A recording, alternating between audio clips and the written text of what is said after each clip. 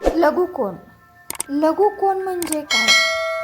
लघुकोन म्हणजे 90 अंशापेक्षा कमी मापाचा कोन, म्हणजेच कोनाचे माप 0 अंश ते 89.9 अंश दरम्यान असते. अशा कोनांना लघुकोन असे म्हणतात.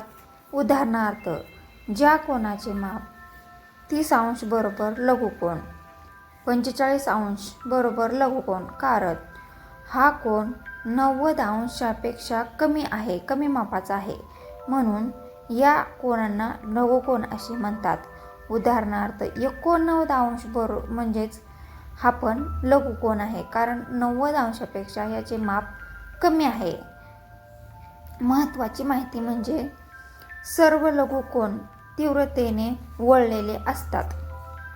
त्रिकोणात तीनही कोन जर लघु असतील तर तो लघुकोन त्रिकोण असतो.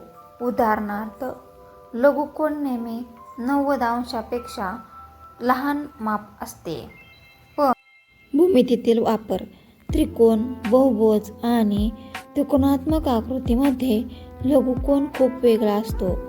लघुकोन त्रिकोण हे अनेक गणितीय सिद्धांताच्या पूर्वतयारी मध्ये वापरले जातात.